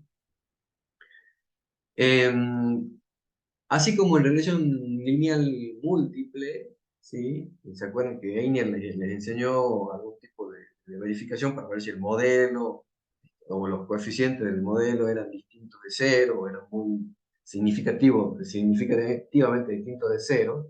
Acá también hay una forma de evaluar ese modelo.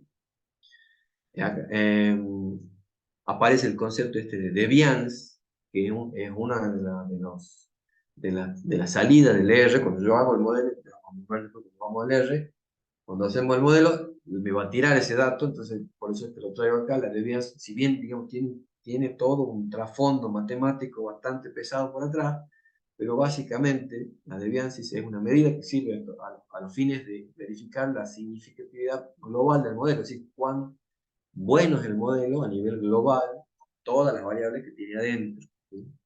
Es una medida para que me sirve para ver si eso está bien o no. Ya que compara un modelo nulo, dice, modelo nulo se le llama aquel modelo que no tiene variables explicativas, o las variables explicativas no se relacionan con la variable de respuesta, o sea, es el peor modelo que puede haber, es el modelo nulo. Entonces, la Debian compara el modelo que es lo peor de lo peor con el modelo que nosotros tenemos, ¿sí? Y compara las desviaciones que tiene o la variabilidad esa que hay entre esos dos modelos. Tal que un valor bajo de deviance indica que el modelo ajusta bien. Entonces, fíjense, yo acá les puse la salida que generalmente da el R le pone el null deviance, es el modelo, es el peor modelo que tiene 27.72 de deviance. Y el residual deviance es el deviance que el modelo nuestro, fíjense que siempre generalmente es menor, ¿sí? Cuanto más chico es este valor, bueno, significa que el modelo digamos, desde el punto de vista global, con todas las variables que tiene adentro, bueno, es mejor, o mejora, digamos, la predicción con un modelo, digamos, el peor de todos los modelos. Una cosa así. ¿Sí? Bueno, por otro lado, esa es la significatividad global. Por otro lado, tenemos el contraste para los coeficientes individuales. ¿Sí? Acuérdense que acá lo que hay que verificar es que los coeficientes beta sean distintos de cero. ¿Sí? ¿Por qué? Porque si yo tengo los coeficientes beta que son cero, estoy pensando que las variables que yo metí al modelo no se relacionan con la variable de respuesta, la variable dependiente. Sí. ¿Sí? Entonces o sea, no sería deseable tener coeficiente cero. Por eso tenemos que ver si en la población, ¿sí? hay algún tipo de indicio de que sean cero. ¿Ah? Entonces, eso es lo que estamos haciendo acá. Ahora, en este tipo de regresión logística, vamos a aplicar, fíjense que la salida tiene valores de z, es decir, aplicamos distribución normal. ¿Por qué aplicamos distribución normal? Porque se evalúan los coeficientes con el test de Wald. El test de Wald, que es un test en definitiva, por atrás sigue un modelo normal. ¿Sí? Por eso que acá vamos a aparecer con esos valores z. En cambio, en los valores en la regresión múltiple, ahí van a aparecer valores de t-student, ¿sí? Que es otra distribución. ¿Ah? Pero bueno, eso solamente como para saberlo. Tales que valores pequeños, porque cada valor P, estas probabilidades de acá deberían ser pequeñas, ¿sí? Y eso me indicaría que los coeficientes son significativamente distintos de cero, ¿sí? Porque acá, lo que hacemos acá son pruebas de hipótesis individuales, donde la hipótesis nula es que estos coeficientes en la población son iguales a cero. Bueno, si hay alguien que no recuerda bien cómo funciona la prueba de hipótesis, bueno, la puede repasar, pero básicamente son pruebas de hipótesis que hacemos respecto de los coeficientes. ¿Sí? Bueno, entonces, en definitiva, lo que hay que hacer acá es corroborar que estos valores sean pequeños, ¿cierto? Y eso me va a indicar que la variable que yo tengo acá agrega algo al modelo o, digamos, tiene valor predictivo. Otra forma de evaluar el ajuste es con la matriz de confusión, ¿sí? Que es la misma que hacíamos cuando hacíamos análisis discriminante. El tema acá es cómo hago la estimación. ¿Sí? Acuérdense que el modelo, lo que me predice el modelo es la probabilidad de que Y tome el valor 1. ¿Sí?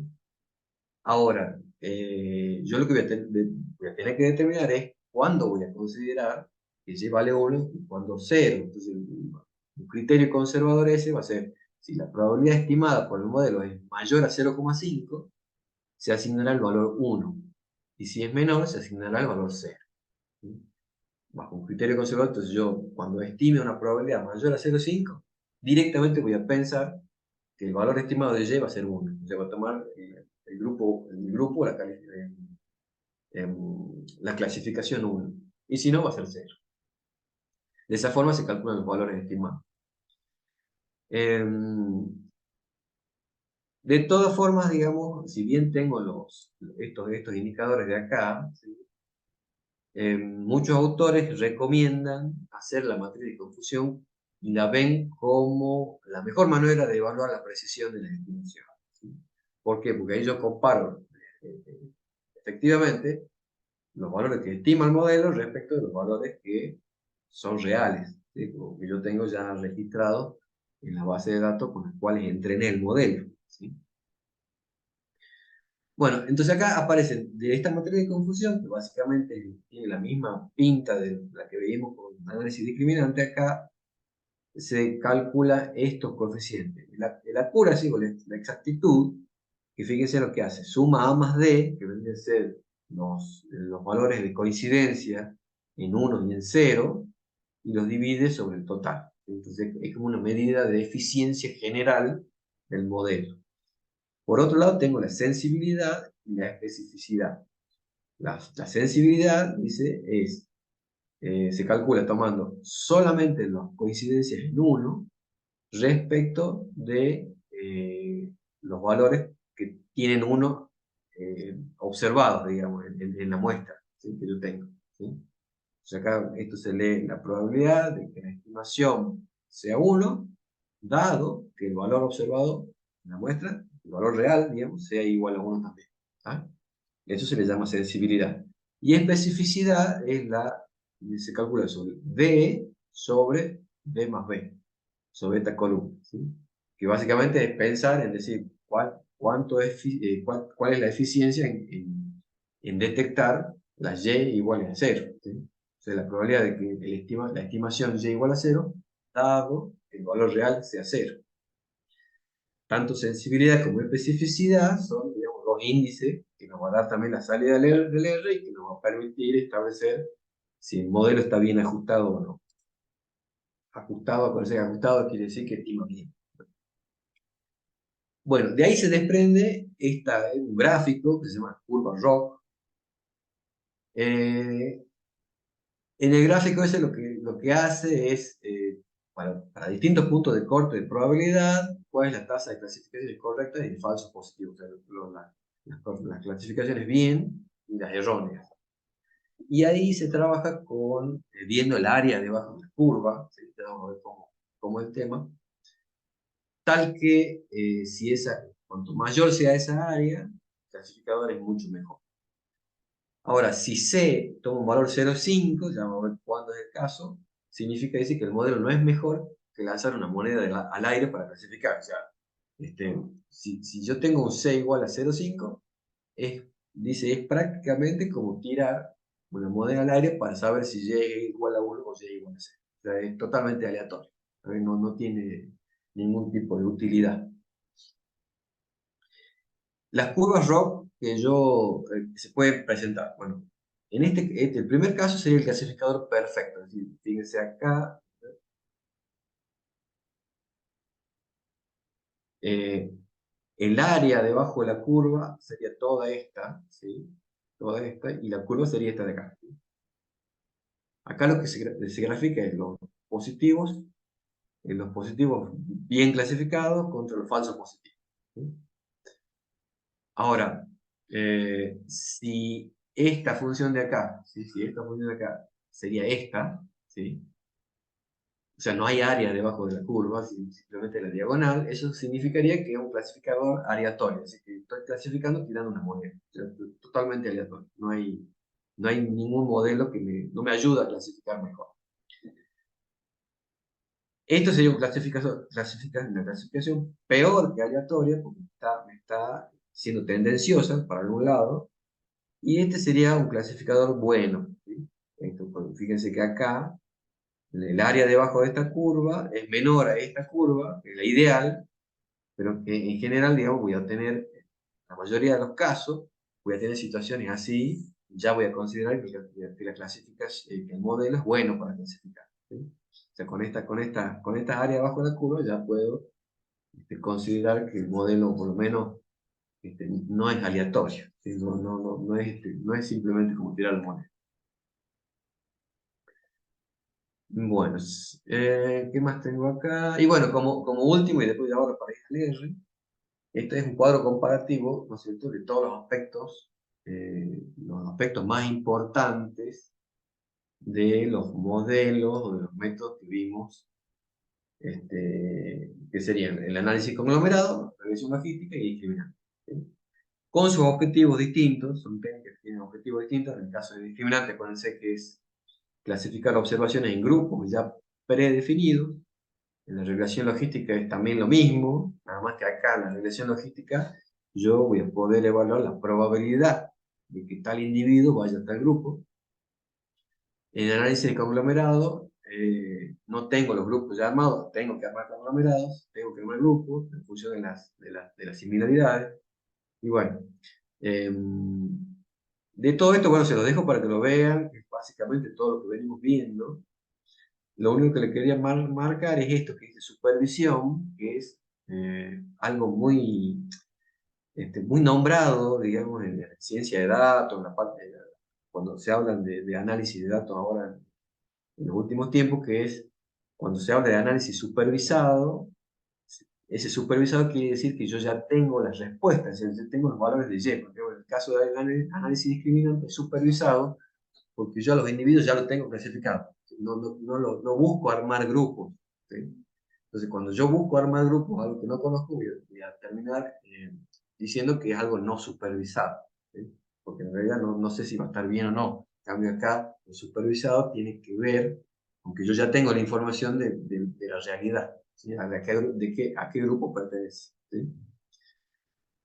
Y bueno, y otra cosa importante es la interpretabilidad, ¿sí? Todos estos modelos que tengan buena interpretabilidad significa que sea fácil interpretarlo. En ese aspecto, el análisis discriminante por ahí no es tan fácil de interpretar los coeficientes, porque, bueno, porque acuérdense que tenemos funciones que son promedios entre dos, entre otras funciones más, y bueno, por ahí se complica. En regresión logística son más interpretables porque trabajamos con los odds. Y en análisis de conglomerado, bueno, esto acá dice, puede ser desafiante, o sea, es un desafío, bueno, uno en general no sabe muy bien con qué método, o sea, o las conclusiones, voy a poder tener distintas conclusiones dependiendo del método de casting que yo use. Entonces, por ahí también la interpretación es como que hay que pensarla más de una vez. Bueno, vamos al ejemplo. El ejemplo que tomamos para hacer para ir al R se llama campaña de marketing bancario, ¿sí? Para aplicar regresión logística. La base de datos se llama Bank1, recopila datos relacionados con una campaña de marketing directo llevada a cabo por una institución bancaria a través de llamadas telefónicas. Bueno, dice que en ocasiones era necesario hacer más de un contacto con el cliente y el objetivo era que compre o adquiera productos bancarios. Tengo que abrir la cuenta, que haga una inversión, etc. A partir de los datos registrados se desea predecir si un cliente con determinadas características adquirirá o no un producto bancario, ¿no? Entonces, yo tengo, básicamente, en la base que vamos a ver, voy a tener todas las características de los individuos y voy a tener la respuesta, si me adquirió o no el producto, ¿sí? Si me adquirió va a ser 1 y si no me adquirió va a ser 0. Ya lo vamos a ver. En cuanto al diccionario de variables, van a ver que hay un montón de variables, ¿sí? Más o menos para que tengamos en cuenta, voy a tener la edad, el tipo de trabajo del individuo, el estado civil, el nivel educativo, si tiene créditos anteriores adeudados, el saldo promedio anual de su cuenta bancaria, si posee préstamos hipotecarios, si posee préstamos personales. Estos datos que vienen acá son datos ya relativos a la campaña de marketing telefónica que se hizo, dice el tipo de contacto realizado, que van a ver que puede ser telefónico, personal, etcétera, por mail. El día del último contacto en el mes del último contacto, la duración en segundos del último contacto, el número de contactos realizados en la campaña, ¿sí? El número de días que pasaron desde la campaña anterior, número de contactos realizados antes de la campaña, y el último dice el resultado de la campaña anterior para el cliente, porque esta supone que hubo una campaña anterior. ¿Tá? Entonces, todos estos son las variables que vamos a tener disponibles en realidad. ¿Sí? Bueno, vamos al R. Ahí. Vamos acá. El script que vamos a usar acá se llama script reglog, que es regresión logística. Permítanme que lo voy a ocultar a esto de aquí. Voy a sacar estos scripts anteriores y estas bases de datos para que no me confundan. Y acá voy a limpiar la consola. No sé si sabían, la consola acá cuando yo quiero, vieron que a veces acá queda todo el análisis que uno hace. Si uno quisiera limpiar esto, con control más, aprieto control y la letra L y se limpia. ¿Sí? Control L, pero me tengo que ubicar acá en la consola. ¿Sí? Bueno, ese es el script análisis de regresión logística. Primero borramos todas las variables que tengo en la memoria para que no molesten acá. Y empezamos. En los paquetes a utilizar acá. Hay un paquete que se llama PROC, que nos va a servir para generar la curva ROC. Entonces lo vamos a instalar. Instalamos el Gmodels, que es el que se usa para, ¿se acuerdan? Para generar la matriz de confusión, que lo usamos en el script anterior. Que bueno, acá me dice que ya lo tengo instalado, por eso me sale esa observación, que voy a poner cancelar. Hay un paquete que se llama Caret, que me hace una matriz de confusión más completa. ¿Sí? Vamos a ver cuáles son, así que ya lo voy a instalar. Este paquete Caret es un compendio de varios paquetes. Y el paquete ROC-R, que también es otra alternativa para hacer una curva ROC. Este me hace una curva ROC un poco más bonita, ¿sí? O más vistosa. Y bueno, le instalamos las librerías. Esa ya la tengo. Pasamos a Caret. Y esta ROC-R. Bueno, listo. Vamos a levantar la base de datos. La base de datos acá sería esta que dice Bank 1.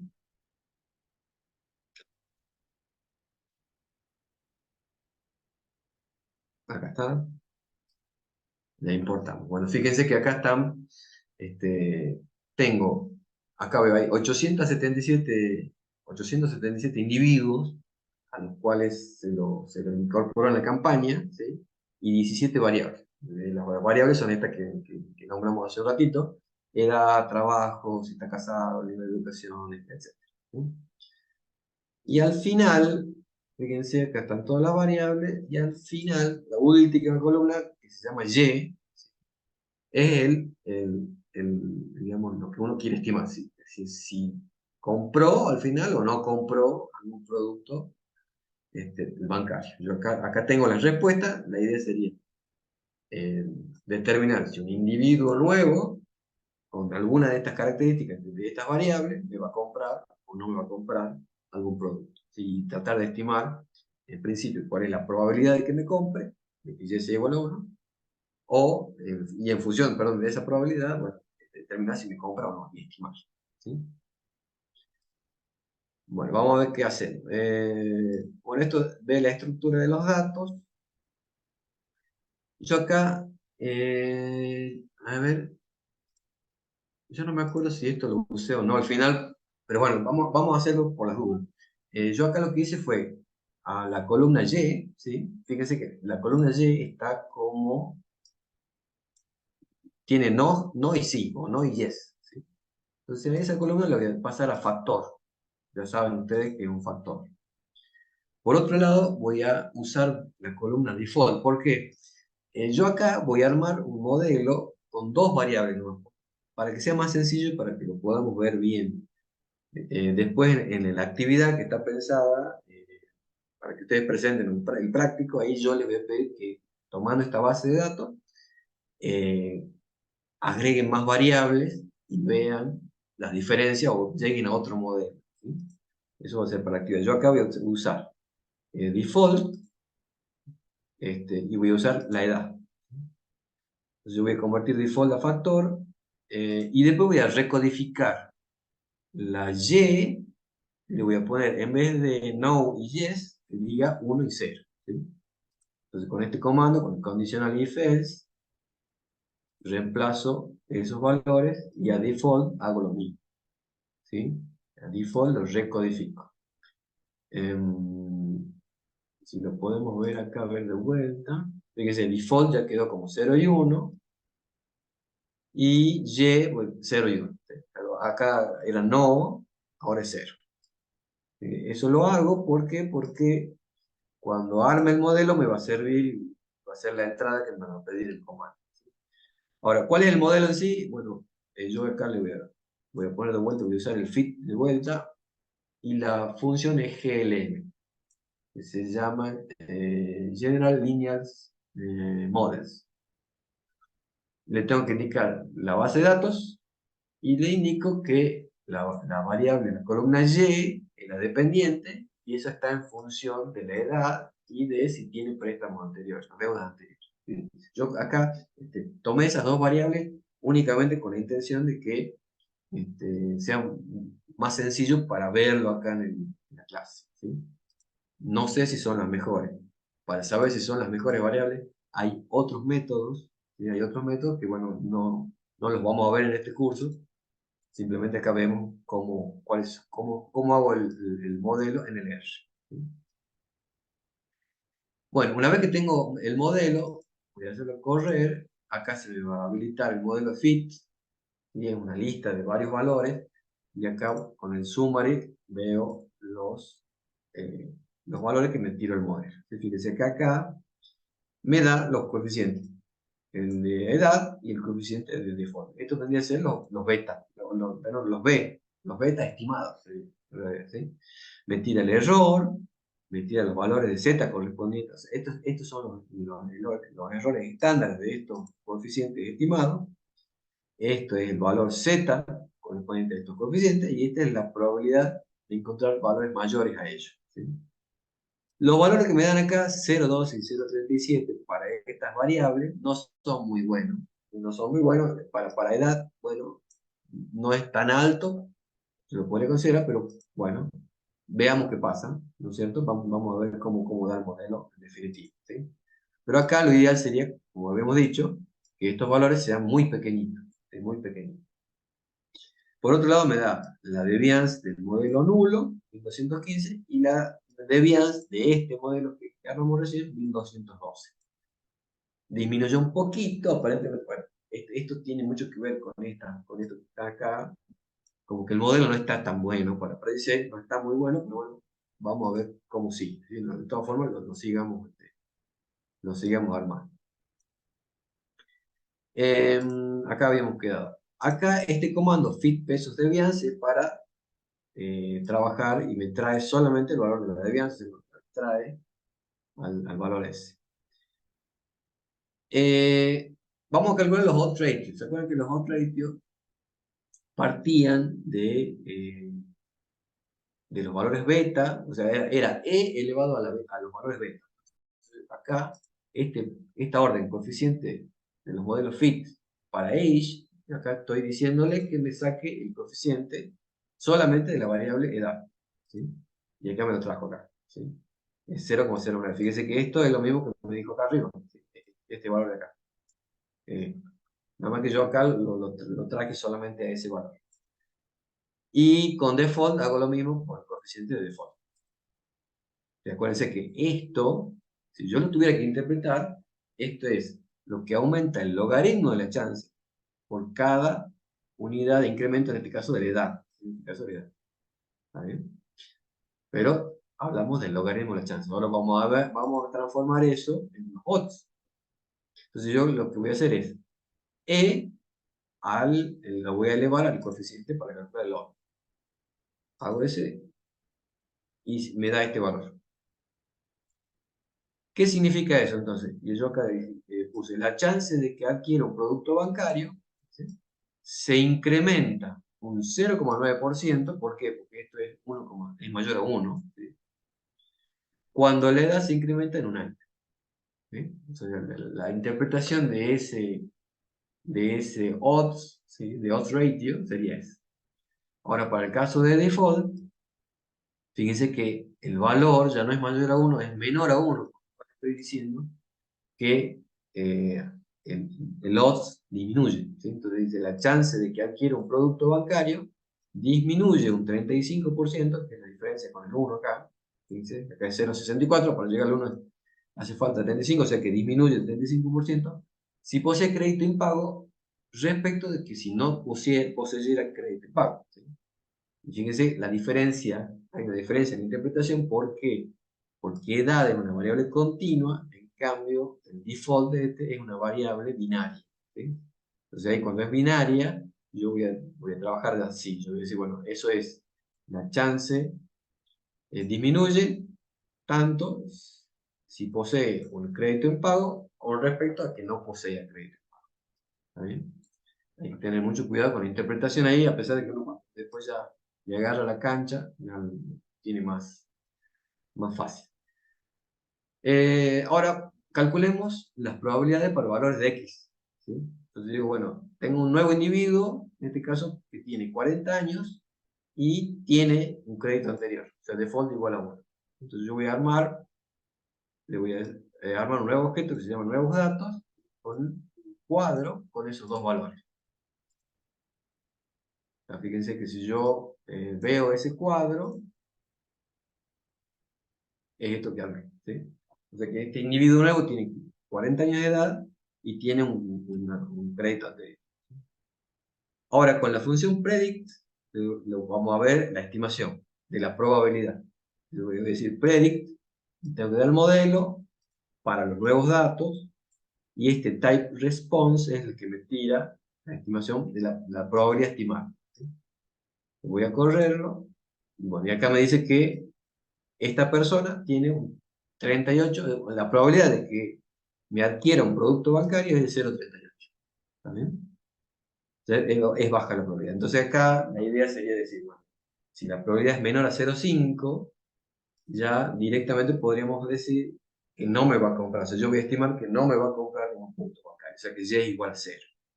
Si esta probabilidad fuera mayor a 0,5, pensaría que Y es igual a 1, entonces diría, ese individuo sí me va a comprar, ¿sí? Esa sería la forma de operar acá.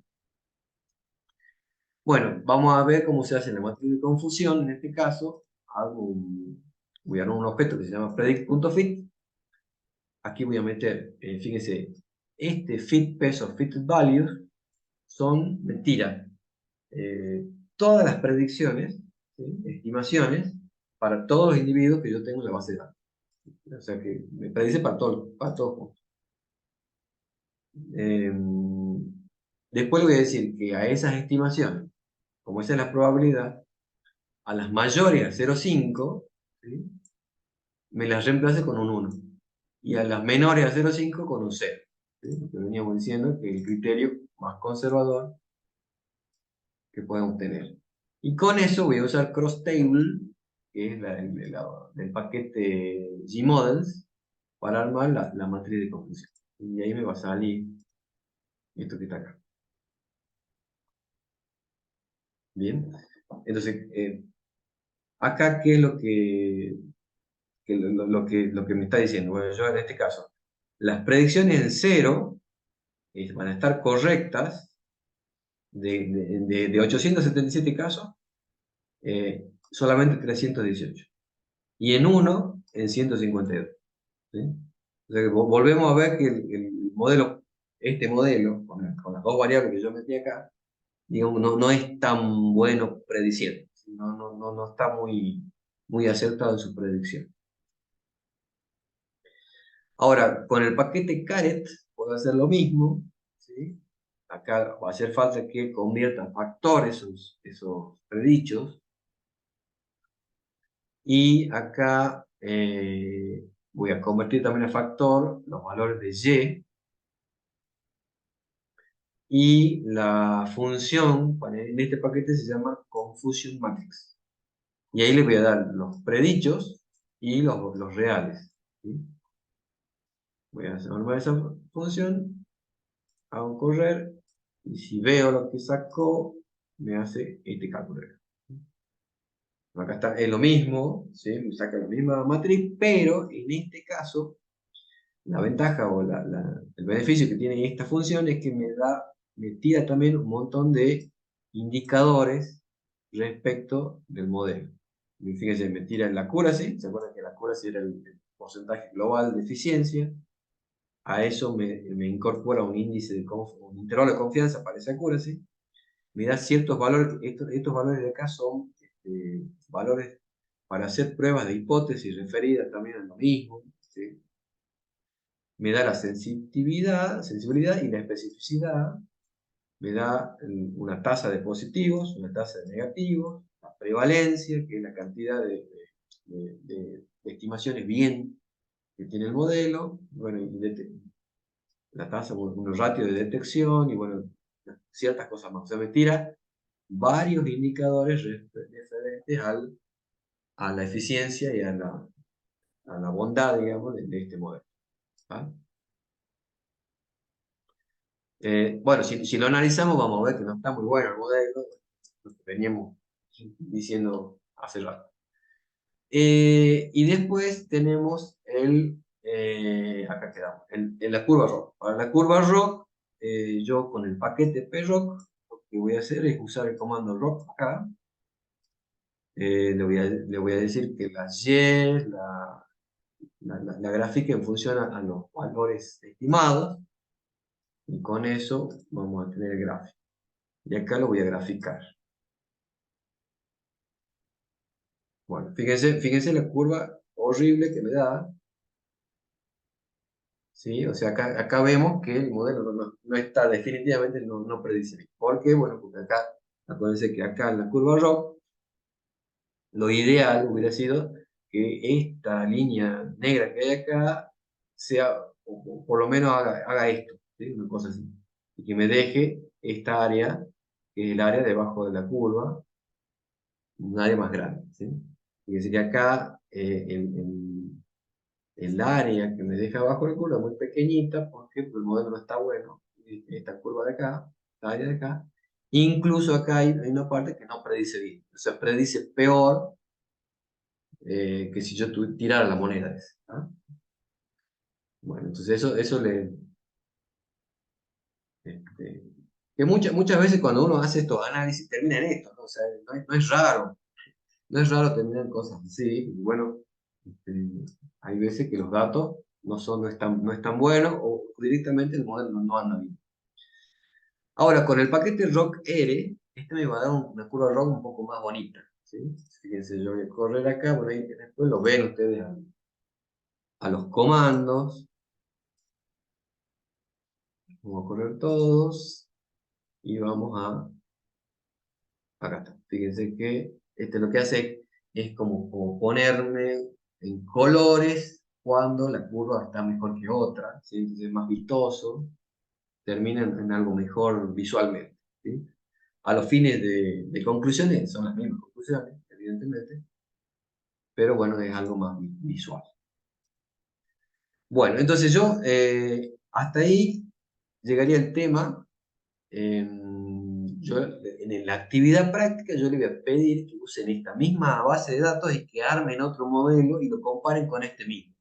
O sea que lo que deberían hacer es armar este modelo y armar otro con las variables que ya les voy a indicar, o si quieren meter otras variables y empezar a experimentar ustedes, estaría muy bueno, porque, a ver, en realidad, voy a dejar de compartir,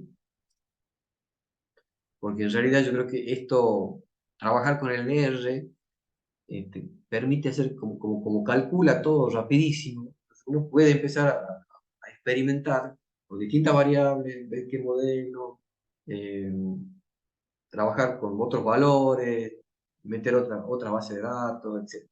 ¿Sí? Creo que esa es la idea acá. Empecemos a trabajar, o querer empezar un poco a trabajar un poco más con el R de esa forma. Bueno, no sé si tienen alguna consulta, yo ahí tenía preparado lo de hoy. Ya después le vamos a colgar la actividad mañana cuando ya demos la siguiente clase. quedo a disposición si hay consulta y si no, bueno, nos veríamos mañana.